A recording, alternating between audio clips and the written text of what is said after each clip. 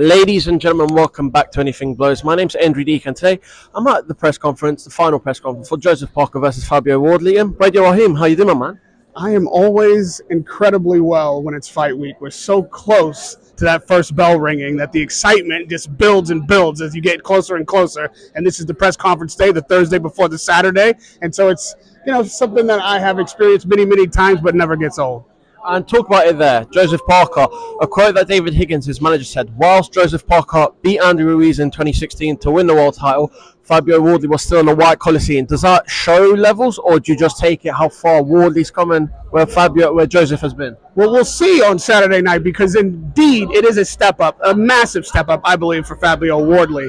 He's doing what you ought not be able to do. You shouldn't be able to come from no amateur career, not having any kind of pedigree stepping into the professional ranks. Now, obviously, heavyweight boxing has that unique element where really, truly, one punch can change the night, and nobody is immune to being knocked out. But to have 18 knockouts in your first 19 fights and then be one fight away from undisputed the opportunity to face the fighter that is, by all accounts, certainly the fighter of this era, if not one of the best fighters ever in the heavyweight division. You have to take your hat off to the way he's been guided. On the one hand, Frank Warren's done an incredible job. It's incredible to see a guy at this stage, 19 fights in, 2 fights away potentially from being undisputed heavyweight champion. That's mental. However, that hurdle that he has to clear in Joseph Parker is no speed bump. That's no fence to hop. That is a massive wall to climb, a mountain that we don't know he'll be able to get over. He shouldn't be able to do it, but that's what boxing is about, doing the impossible. Joseph Parker, on the other hand, he should be ticking all the boxes. He should be the favorite in every column. On paper, there's no way Fabio Wardley should win this fight, and even with the massive punch power that he has, Joseph has been facing big punchers. I don't know that he has a bigger punch than Zhang. I'm not sure he's got a bigger punch than Wilder even. So what is it that he brings that Joseph hasn't seen?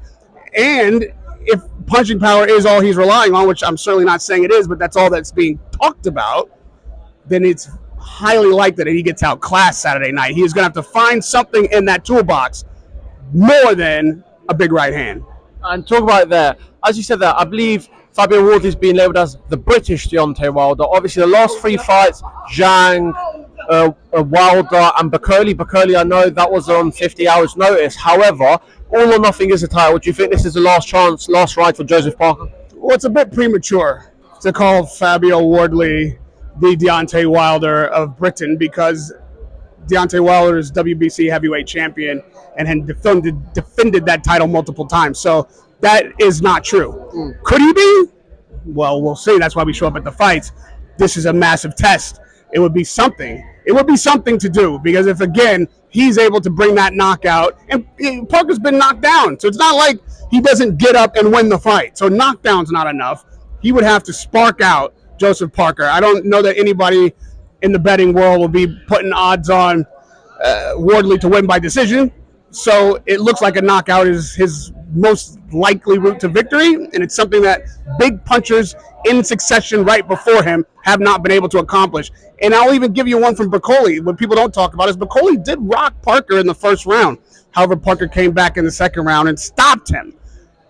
I'm not seeing any real cracks or flaws in that chin of Parker's. So it'll be a hell of a thing if Wardley is able to do what none of those other fighters in the past 3 big heavyweight punchers have been able to do. I don't know that Parker really is doing anything but staying busy. I mean, at this stage, at what he's accomplished, at the fact that he is a former heavyweight champion, he should be right now actually facing Alexander Usyk for the undisputed, but obviously Usyk's taking his time, and Parker stepping in with Wardley in the meantime is a credit to Parker.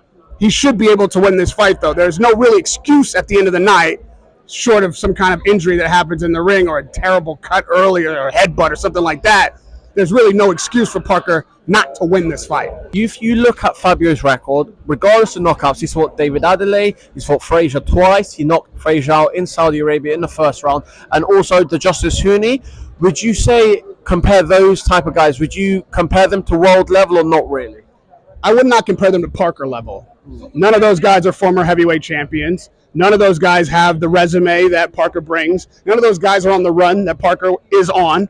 None of those guys are Joseph Parker. So no. And I don't think their styles are anything like Joseph Parker. So no, Wardley is facing something in Joseph Parker that he's never seen before. And penultimate question, just for let you go, the co-main event, the chief support, your man Don Charles trains him, Juergen Uldedaj, IBF European champion, obviously going to fight for the IBO world title, has a chance to make history for Albania to become Albania's first ever world champion. How do you see that one going?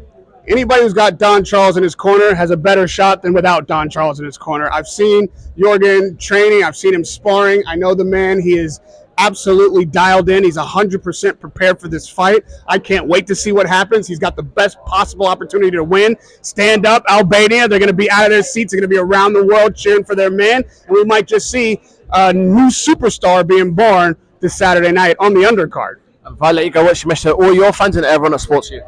Listen, nobody supports me. I support boxing, and we do that together, right? So anybody who takes the time to watch my content or values my opinion, I say thank you to that. I can do my best to continue to do my best, but I feel like we're all in this together. I hope that I represent the questions the fans want to hear and that I'm here in their stead. Some people have other things to do and better lives to lead, so I'll be here in the trenches trying to get these fighters and promoters and trainers to speak the truth. That's my job, but I don't see myself as having fans. I see myself as having brothers and sisters in the boxing community. Love that, Radio Rahim. Thank you very much for your time. Man.